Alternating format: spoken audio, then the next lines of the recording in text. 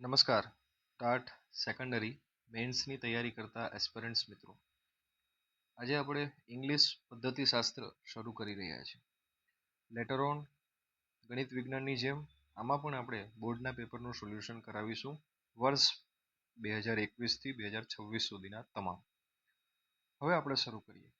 શરૂ કરતાં પહેલાં તમને જણાવી દઉં કે આમ તો મારો વિષય ઇંગ્લિશ નથી, એટલે ઇનકેસ ક્યાંક કોઈ જગ્યાએ ટ્રાન્સલેશનમાં કે સમજાવટમાં ભૂલ પડે તો માફ કરજો. કોમેન્ટ સેક્શનની અંદર #AJSIR લખો. હવે આપણે લેક્ચરની શરૂઆત કરી રહ્યા છીએ. 1 માર્ક, 2 માર્ક, 3 માર્ક અને 4 માર્ક, આ રીતના આપણે લોંગ ક્વેશ્ચન આન્સર સુધી જવાનો પ્રયત્ન કર્યો છે અને દરેક સેક્શનમાં 3 પ્રશ્નો લઈ આવ્યા છે.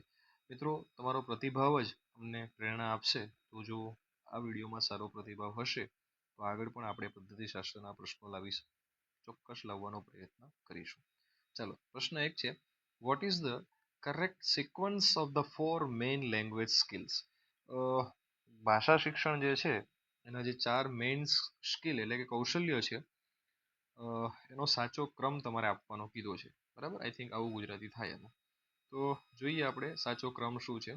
તો LSRW in the sense listening એટલે કે સાંભળવું, શ્રવણ, સ્પીકિંગ બોલવું, રીડિંગ વાંચવું અને રાઇટિંગ એટલે લખવું. તો આ LSRW સાચો ક્રમ થતો હોય છે. નેક્સ્ટ ક્વેશ્ચન છે, what is the main principal of the direct method in language teaching? તો ડાયરેક્ટ મેથડ જે છે એનો સિદ્ધાંત શું છે? ડાયરેક્ટ મેથડ એટલે કે પ્રત્યક્ષ પદ્ધતિ, એનો સિદ્ધાંત શું છે? The main principle of this method is that English should be taught directly in the target language without utilizing the learner's mother tongue. મુખ્ય સિદ્ધાંત એવો છે જે હું અત્યારે ખરેખર તો નથી પાલન કરી રહ્યો. મૂળ સિદ્ધાંત એવો છે કે અંગ્રેજી ભાષાનું જે શિક્ષણ છે એ આપણી માતૃભાષામાં નહીં, સીધું ડાયરેક્ટ ઇંગ્લિશ લેંગ્વેજમાં જ આપવાનું છે. રાઈટ, ચાલો, આ તો હું સમજાવટ માટે બોલું છું. બધામાં હું ટ્રાન્સલેશન પણ નહીં કરી શકું, ક્યાંક એવા શબ્દો આવશે તો, અથવા તો જે મોટા ક્વેશ્ચન્સ છે એમાં. ક્વેશ્ચન નંબર 3 છે, which method is considered the best for teaching English grammar? તો અંગ્રેજી વ્યાકરણ શીખવા માટેની બેસ્ટ અથવા તો શ્રેષ્ઠ ભાષા કઈ છે? The inductive method. Inductive method એ જે છે, ઇન્ડક્ટિવ ઇન ધ સેન્સ આગમન પદ્ધતિ, એને આપણે સૌથી સરસ માનીએ છીએ, શ્રેષ્ઠ માનીએ છીએ. બરાબર, એક્ઝામ્પલ ઉદાહરણ પરથી નિયમ તરફ. ચાલો, હવે 2 માર્ક્સના ક્વેશ્ચન જોઈ લઈએ ફટાફટ. State the main difference between skimming and scanning. આ મોસ્ટ આઈએમપી પ્રશ્ન કહી શકાય. સ્કીમિંગ અને સ્કેનિંગ જે છે એનો મુખ્ય તફાવત. તો સ્કીમિંગનો મતલબ એવો થાય, rapid reading done to get general overview or the main idea gist of the text. For example, reading newspaper headlines. હું તમને એવું કહેવા માંગુ, સ્કીમિંગનો મતલબ એવો થાય કે તમારે ઇન ડિટેલ આખું વાંચવાનું નથી, ઉપર છેલ્લું વાંચવાનું છે. અથવા તો ગિસ્ટ એનો મતલબ થાય સારાંશ. શું વાંચવાનું છે? ખાલી સારાંશ વાંચવાનું છે. તો આને આપણે સ્કીમિંગ કહેતા હોય. જ્યારે સ્કેનિંગનો મતલબ ઇન ડિટેલ વાંચવાનું છે, એકની એક વસ્તુ વાંચવાની છે, આખી એક લાઈન વાંચવાની છે, કેરફુલી અને એટેન્ટિવ રીડિંગ કરવાનું છે. બધી જ માહિતીઓ, ખાસ આકૃતિઓ, બરાબર, અથવા તો ફેક્ટ્સ જે છે ટેક્સ્ટમાં આપેલા, એ બધું વાંચવાનું છે. બરાબર કે નહીં? આપણે ડિક્શનરીની અંદર કોઈ ફોન ડિક્શનરીમાં નંબર શોધીએ તો એક પછી એક બધું જ વાંચીએ છીએ. બરાબર. અને સ્કીમિંગનો મતલબ થાય કે ન્યૂઝપેપર એટલે કે સમાચાર પત્રોની ખાલી હેડિંગ વાંચવી, પણ અંદર શું લખેલું છે એ વાંચવું નહીં. અને અંદર શું લખેલું છે એ હેડિંગ સાથે વાંચવું, એને સ્કેનિંગ કહેવાય. હું આશા રાખું છું કે તમે સમજતા હશો. નાવ ક્વેશ્ચન નંબર 2 જોઈએ, what is mean by the structural approach? પહેલાં તો આનું સ્ટ્રક્ચરલ એપ્રોચ એનો મતલબ એવો થાય કે સ્ટ્રક્ચરલ એટલે માળખું અથવા તો માળખાગત, અને એપ્રોચનો મતલબ થાય અભિગમ. તો એનો મિનિંગ શું છે? તો approach that emphasises the structures or synthetic patterns of a language. એ કંઈક એવું કહેવા માગે છે તમને કે તમને જે ભાષાના બંધારણની જે વાક્ય રચના પર છે એના ઉપર ભાર મૂકતો, બરાબર, વાક્ય રચના જે છે એના ઉપર ભાર મૂકતો અભિગમ છે.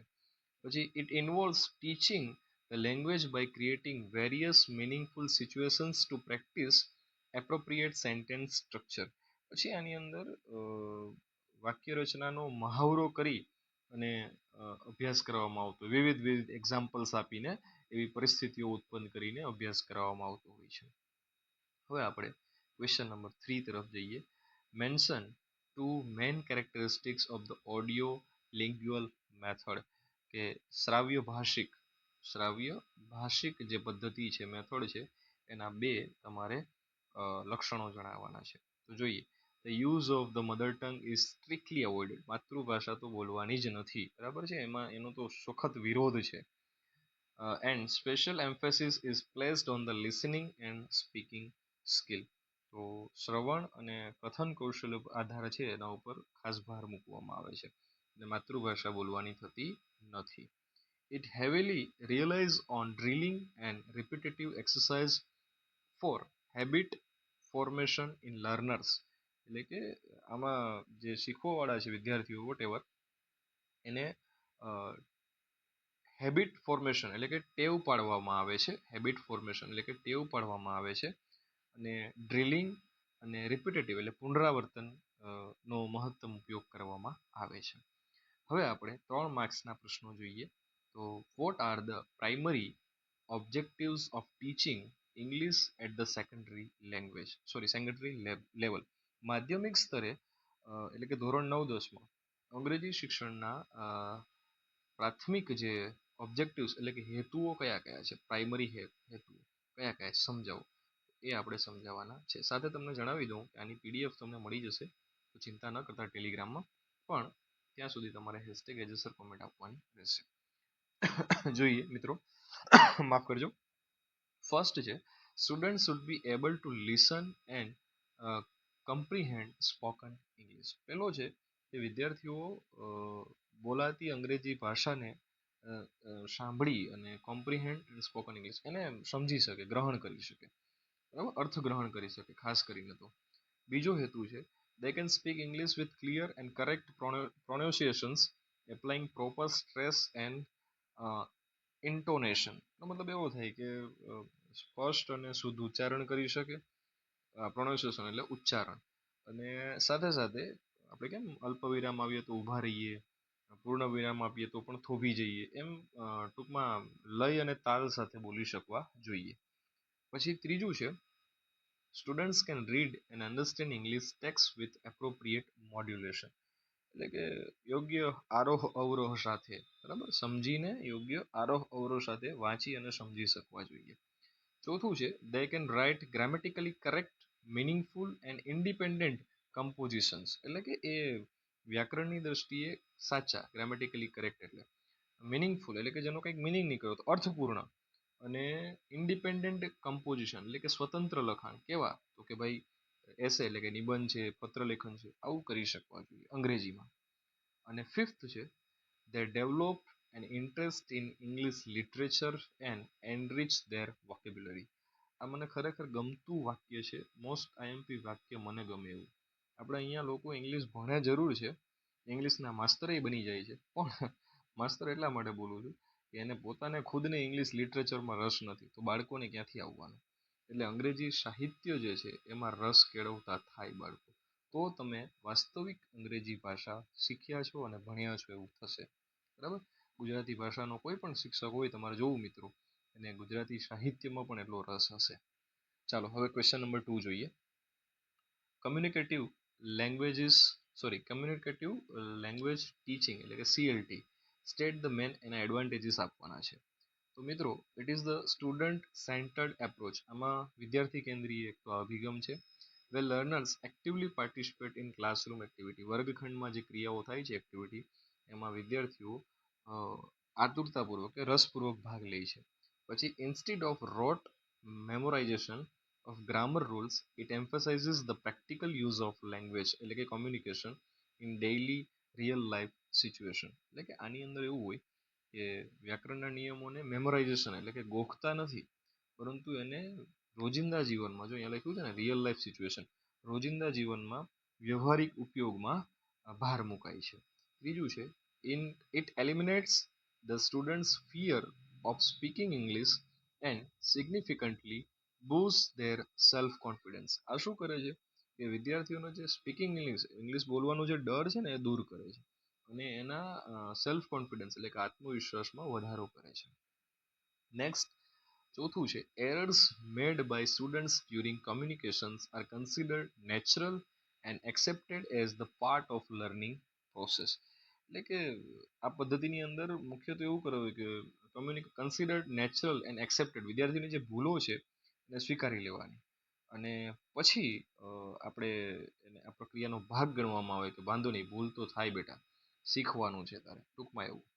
ક્વેશ્ચન નંબર 3 છે state the main steps of an ideal lesson plan according to Herbart's method. Most IMP પ્રશ્ન છે મિત્રો. તો એના જે 5 ભાગ છે એ આપણે જોઈ લઈએ. પ્રિપેરેશન છે, connecting the new knowledge with students prior knowledge, વિષયાભૂમુખ જેને આપણે કહેતા હોય અથવા તો પૂર્વ જ્ઞાનની ચકાસણી કહેતા હોય કે નવા જ્ઞાનને તમારે જૂના જ્ઞાન સાથે કનેક્ટ રિલેટ કરવાનું છે. બીજું છે પ્રેઝન્ટેશન, એટલે કે clearly presenting the new lesson or unit to the students. આનો મતલબ થાય કે વિષય વસ્તુની રજૂઆત, એટલે કે નવા પાઠ કે એકમની જે સ્પષ્ટ રજૂઆત કરવાની છે, ક્લિયરલી એટલે કે સ્પષ્ટ રજૂઆત કરવી. ત્રીજું છે કમ્પેરિઝન એન્ડ એસોસિએશન, એનું ગુજરાતી થાય કમ્પેરિઝન અને એસોસિએશન, સરખામણી અને જોડાણ, કદાચ કનેક્શન, જોડાણ. તો શું થાય comparing the newly introduced ideas with the old concept to build association. એટલે કે આમાં ખરેખર શું છે તો કે નવા વિચારો જે છે એને જૂના વિચારો સાથે તુલના કરવાની છે. શું કરવાની છે? તુલના કરવાની છે, એની સાથે એને જોડવાના છે. પછી છે જનરલાઇઝેશન, એટલે કે સામાન્યકરણ. એમાં શું છે ડિરાઇવિંગ એટલે કે તારવવાના, શું કન્ક્લુઝન ઓર એસ્ટાબ્લિશિંગ ગ્રામેટિકલ રૂલ, વ્યાકરણના નિયમો તારવવાના છે. બરાબર છે, વ્યાકરણના નિયમો તારવવા અથવા તો ખાલી તારણ લખશો તોય ચાલશે.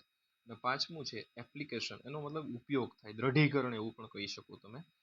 તો applying the newly acquired knowledge in practice exercise or assignment, તમે જે નિયમો તારવ્યા છે, શીખ્યા છો, એનો વ્યવહારમાં અથવા તો સ્વાધ્યાયમાં ક્યાંક ઉપયોગ કરવો. હવે મિત્રો 4 માર્ક્સ ક્વેશ્ચન આવે છે જે લોંગ ક્વેશ્ચન આન્સર હશે, તો હું એને હવે રીડ નહીં કરું, ખાલી તમને છોડી દઉં છું. હું ખાલી ગુજરાતી કરી દઉં છું ક્વેશ્ચન્સનું. Clarify the principles and limitations of the grammar translation method. વ્યાકરણ જે ભાષાંતર પદ્ધતિ કહેવાય, વ્યાકરણ ભાષાંતર પદ્ધતિ, એના સિદ્ધાંતો અને એની મર્યાદાઓ જણાવવાની છે.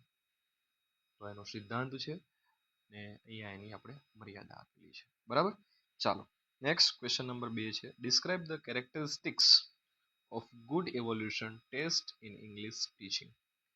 તો આનું કંઈક ગુજરાતી એવું થશે મિત્રો કે શિક્ષણમાં ગુડ ઇવોલ્યુશન, સારું મૂલ્યાંકન.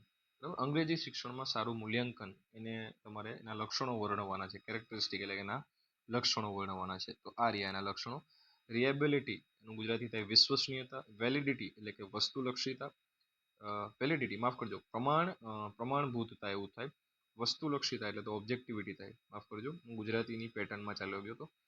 ચોથું છે યુઝેબિલિટી અથવા તો પ્રેક્ટિસેબિલિટી એટલે કે ઉપયોગિતા અથવા તો તમે વ્યવહારિકતા કહી શકો. ક્વેશ્ચન નંબર 3 અને અંતિમ ક્વેશ્ચન છે as an English teacher what activities will you conduct in classroom to develop listening skill among students. અંગ્રેજી ભાષાના શિક્ષક તરીકે વિદ્યાર્થીઓમાં શ્રવણ કૌશલ્ય વિકસાવવા માટે તમે શું કરશો? વર્ગખંડમાં કઈ કઈ પદ્ધતિ અપનાવશો? તો એક છે ડિક્ટેશન એટલે કે શ્રુત લેખન, મોઢે તમે બોલો અને વિદ્યાર્થી લખે. બીજું સ્ટોરી ટેલિંગ એટલે કે વાર્તા કહેવાની અંગ્રેજીમાં. પછી છે ઓડિયો વિડિયો, વિઝ્યુઅલ એડ્સ જેને આપણે કહેતા હોય, બરાબર. પછી છે લિસનિંગ ગેમ્સ એટલે કે સાંભળવાની જે રમતો હોય તે. અને રાઇમિક અને રેસિટેશન આવતા હોય ને પ્રાસવાળા શબ્દો, બરાબર, કવિતાઓ ગવડાવી કે વગેરે વગેરે. ચાલો નેક્સ્ટ 5 માર્ક્સ ક્વેશ્ચન, એસે જેવા ડેપ્થમાં પ્રશ્નોના જવાબ હશે આ. Discuss in detail the essential qualities of secondary school English teacher and their role in the modern educational context. Most IMP question છે આ કે માધ્યમિક સ્તરે અંગ્રેજી શિક્ષકના આવશ્યક ગુણો કયા કયા હોઈ શકે છે અને એની ભૂમિકા તમારે આ મોડર્ન શિક્ષણમાં જણાવવાની છે. તો આ રહ્યા એની ક્વોલિટીઝ કઈ કઈ હોય છે. Proud subject knowledge, profound subject knowledge એટલે કે વિષય વસ્તુનું ઊંડું જ્ઞાન હોવું જોઈએ. પેડાલોજિકલ કોમ્પિટન્સ હોવા જોઈએ એટલે કે પદ્ધતિનું જ્ઞાન હોવું જોઈએ. લેંગ્વિસ્ટિક ફ્લુએન્સી એટલે કે ભાષાની અને ભાષા ઉપર પ્રભુત્વ હોવું જોઈએ, ઇંગ્લિશ કંઈ ફાકડું બોલતો હોવો જોઈએ, જેવું તેવું નહીં. પછી ટેકનોલોજીકલ પ્રોફિશિયન્સી એટલે કે નવીનતમ ટેકનોલોજીનો ઉપયોગ કરતો હોવો જોઈએ. અને ઇંગ્લિશ ટીચરનો રોલ શું છે, એની ભૂમિકા શું છે? તો એ એક ફેસિલિટેટર છે, આપણને ખબર છે, સુવિધા પ્રદાતા, પછી ગાઈડ અને મેન્ટર છે, માર્ગદર્શક છે, પછી કોલરના એટલે કે સહ અધ્યયન કરતા છે, સાથે સાથે પોતે પણ અભ્યાસ કરતો હોવો જોઈએ. બીજું છે explain the importance of speaking skills in language teaching. What measures will you adopt to eradicate students hesitations in spoken English in classroom? કુલ મળીને કહેવાનો મતલબ સ્પીકિંગ સ્કિલ એટલે કથન કૌશલ્યનું મહત્વ તમારે સમજાવવાનું છે. અને હેસિટેશન એટલે ડર, બાળકોમાં જે ઇંગ્લિશ બોલવાનો ડર છે એ દૂર કરવા તમે શું કરશો? તો પહેલાં તો અહીંયા મહત્વ આપેલું છે અને ડર કઈ રીતના દૂર કરવો, તો એના માટે આટલા 5 સોપાનો છે. કયા કયા છે ફટાફટ હું બોલી જાઉં. ફેવરેબલ ફિયર ફ્રી એન્વાયરમેન્ટ એટલે કે ડર વગરનું એનામાં અનુકૂળ ભયમુક્ત વાતાવરણ ઊભું કરીએ. પેર એન્ડ ગ્રુપ વર્ક, તો નવા જૂથમાં એને ચર્ચાઓ કરવાની, નાના નાના જૂથમાં. રોલ પ્લે અને ડ્રામા, તો એ તો સમજી શકો છો તમે. પિક્ચર ડિસ્ક્રિપ્શન એટલે કે ચિત્ર આપીને એનું વર્ણન કરવાનું. અને પોઝિટિવ રેનફોર્સમેન્ટ એટલે કે તમારે હકારાત્મક રેનફોર્સમેન્ટ એટલે કે પ્રતિભાવ આપવાનો હોય છે. પ્રશ્ન નંબર 3 અને અંતિમ પ્રશ્ન છે, A textbook is a crucial tool in English language teaching. Detail the characteristic of good English textbooks with reference 9-10th. તો પુસ્તક શું છે, એનું મહત્વનું સાધન છે પુસ્તક છે. ધોરણ 9-10ના સંદર્ભમાં એક સારા અંગ્રેજીના પુસ્તકની લાક્ષણિકતા જણાવો. તો એનો ફિઝિકલ ફીચર એટલે કે બાહ્ય લક્ષણો, ભૌતિક લક્ષણો કહેવાય એને. ઇન્ટરનલ ફીચર્સ એટલે કે આંતરિક લક્ષણો કયા કયા છે, તો એમાં આપેલા છે કે ઓબ્જેક્ટિવ બેઝ સિલેબસ, હેતુલક્ષી હોવો જોઈએ. એપ્રોપ્રિએશન્સ ઓફ કન્ટેન્ટ એટલે કે વસ્તુલક્ષીતા વાળો હોવો જોઈએ, વિષય વસ્તુની યોગ્યતા વાળો. લેંગ્વેજ એન્ડ વોકેબ્યુલરી એટલે કે ભાષા અને શબ્દભંડોળ. એક્સરસાઇઝ એન્ડ એક્ટિવિટીઝ, સ્વાધ્યાય અને પ્રવૃત્તિ. અને અંતે ઇલ્યુસ્ટ્રેશન એટલે કે ચિત્રો વાળો હોવો જોઈએ. તો મિત્રો આ હતું ઇંગ્લિશ ભાષાનું મેથડ પદ્ધતિ. તમારો સારો પ્રતિભાવ હશે તો આપણે ચોક્કસ આના પાર્ટ 2, 3, 4 લાવીશું. અને વધારે સારો પ્રતિભાવ હશે તો હું ગેરંટી આપું છું 2021 થી 2026ના બોર્ડના પેપરો 1, 2, 3, 4 માર્ક સુધીના પ્રશ્નો